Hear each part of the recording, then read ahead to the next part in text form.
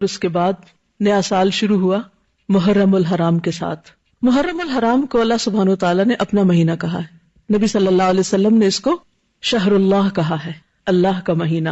مہینوں کی کل تعداد تو 12 ہے، جیسا کہ قرآن مجید سے ہمیں پتہ چلتا ہے ان عدت الشہور عند اللہ 12 شہرا فی کتاب اللہ یوم خلق السماوات والارض منها 4 حرم ذلك الدین القیم فلا تظلموا فیہن انفسکم. ان عدت الشہور، مہینوں کی تعداد، مہینوں کی گنتی، عند اللہ، اللہ کے نزدیک، جس دن سے اس نے آسمانوں اور زمین کو پیدا کیا ہے، اللہ کی کتاب میں 12 مہینے ہیں.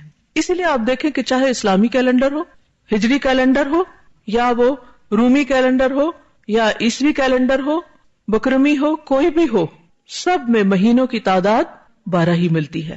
اور یہ کس نے بنائی؟ اللہ سبحانہ وتعالی نے. کب سے؟ جب سے اس نے آسمان و زمین کو پیدا کیا. اور ان میں سے 4 مہینوں کو اس نے حرمت والا بنایا، جن میں سے ایک رجب اور 3 مسلسل، ذوالقعدہ، ذوالحجہ اور محرم. منہا 4 حرم. اور یہ 4 مہینے جنہیں حرمت والے قرار دیا، ان کے پیچھے بھی ایک خاص غرض ہے. اور ان میں سے خصوصی طور پر محرم کو محرم اور پھر ساتھ الحرام کہا گیا، یعنی بہت ہی حرمت والا. محرم کس کو کہتے ہیں؟ محرم کا لفظی معنی ہوتا ہے ممنوع، حرام کیا گیا، مقدس، عظمت والا، لائق احترام. دوسرے لفظوں میں یہ ایک ایسا مہینہ ہے جس میں ہر ایسے کام سے جو فتنہ و فساد اور امن عامہ کی خرابی کا باعث ہو، اس سے بالخصوص منع کیا گیا ہے. اور اس میں آپس میں لڑائی جھگڑا کرنا، ظلم و زیادتی کرنا، نافرمانی کے کام کر کے اپنی جانوں پہ ظلم کرنا، ان سے منع کیا گیا ہے. فلا تظلموا فیہن انفسکم.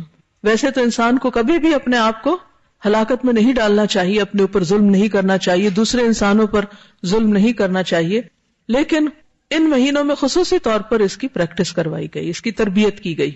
آپ دیکھیے کہ سال کا اختتام بھی کس پر ہوتا ہے؟ حرمت والے مہینے پر، اور آغاز بھی حرمت والے مہینے سے، یعنی سال کے دونوں کناروں پر حرمت والے مہینے ہیں. حضرت حسن بصری کہتے ہیں ان اللہ افتتح السنۃ بشہر حرام واختتمها بشہر حرام فلیس شہر فی السنۃ بعد شہر رمضان اعظم عند اللہ من شدت تحریمہ. اللہ سبحانہ وتعالی نے سال کا آغاز بھی حرمت والے مہینے سے کیا اور اختتام بھی حرمت والے مہینے سے کیا.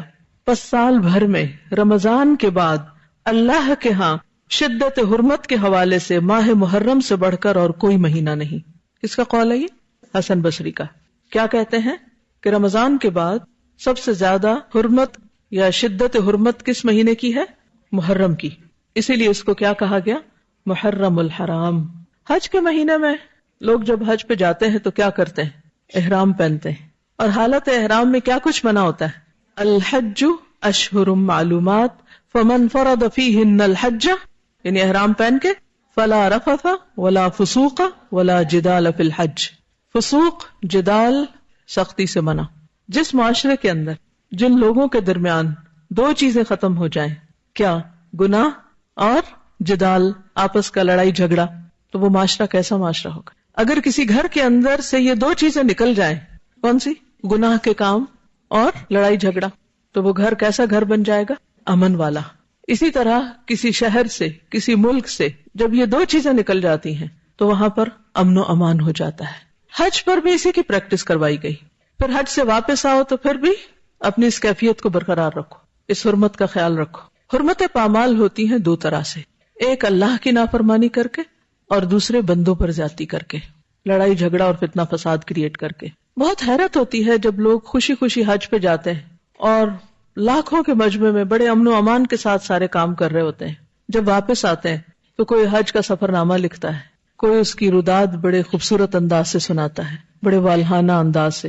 کئی دن تک مجلسیں جمتی رہتی ہیں، رشتہ دار، دوست، احباب آتے ہیں، مبارکیں دیتے ہیں، کھانوں کی دعوتیں ہوتی ہیں، اور حاجیوں کے گرد ایک ہجوم ہوتا ہے لوگوں کا حج کا تذکرہ سننے کے لیے. اور لوگ بھی بہت شوق کے ساتھ حرم مکی اور حرم مدنی کے قصے سناتے ہیں. ہوتا نا ایسے؟ لیکن وہی لوگ اپنے گھروں میں ایک دوسرے کی عزت اور احترام نہیں کرتے، اپنے ملک میں ایک دوسرے کا ادب، احترام، عزت نہیں کرتے، چھوٹی چھوٹی بات پر دوسروں کے گلے پڑنے کو تیار ہوتے ہیں. حالانکہ حدیث میں آتا ہے المؤمن اکرم حرمتا من الکعبہ، مومن کی حرمت کعبہ سے زیادہ ہے۔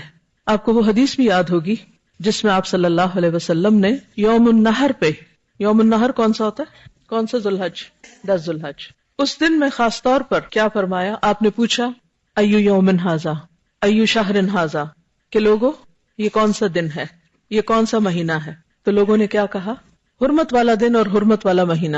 یہ کہہ کے آپ نے فرمایا کہ لوگوں، اللہ کے نزدیک مومن کی حرمت، تمہارے آپس میں مال جان اور آبرو کی حرمت تمہارے اس دن سے، اس جگہ سے، اس مہینے سے بڑھ کر ہے۔ کس کی حرمت؟ مومن کی۔ جب ہم کعبہ کا ذکر کرتے ہیں تو کیا کہتے ہیں؟ کعبہ شریف، اسی طرح حرم پاک۔ لیکن جب کسی مومن کا ذکر کرتے ہیں تو کس انداز میں کرتے ہیں؟ جب اس کو پکارتے ہیں، جب اس سے بات کرتے ہیں، جب اس سے معاملہ کرتے ہیں، پیٹھ پیچھے اس کا ذکر کرتے ہیں تو کس انداز میں کرتے ہیں؟ کیسے کرتے ہیں؟ عزت کے ساتھ، احترام کے ساتھ۔ اپنے جیسوں اور اپنے سے چھوٹوں کا عزت ادب احترام تو دور کی بات، ہم تو اپنے بڑوں کا بھی احترام کرنا نہیں جانتے، یا پھر اگر کرتے ہیں تو غلو کے حد پہ پہنچ جاتے ہیں، یعنی غلو کرتے ہیں، اور غلو منع ہے۔ غلو کس کو کہتے ہیں؟ حد سے بڑھ جانا۔ اگر کسی سے محبت کرتے ہیں تو حد سے بڑھ جاتے ہیں، کسی سے عقیدت رکھتے ہیں تو حد سے بڑھ جاتے ہیں، کسی کا ادب احترام کرنے لگتے ہیں تو حد سے بڑھ جاتے ہیں، اس کے آگے جھکنے لگتے ہیں، اس کے پاؤں پڑنے لگتے ہیں، اس کے آگے ماتھا ٹیکنے لگتے ہیں، اس کو مقام سے بڑھا دیتے ہیں، اور بعض اوقات نبی صلی اللہ علیہ وسلم کو اللہ سبحانہ وتعالیٰ کا مقام یا اس سے بھی آگے بڑھا دیتے ہیں۔ یہ بھی حیرت کی بات ہے۔ شیطان انسان کو اعتدال پر نہیں رہنے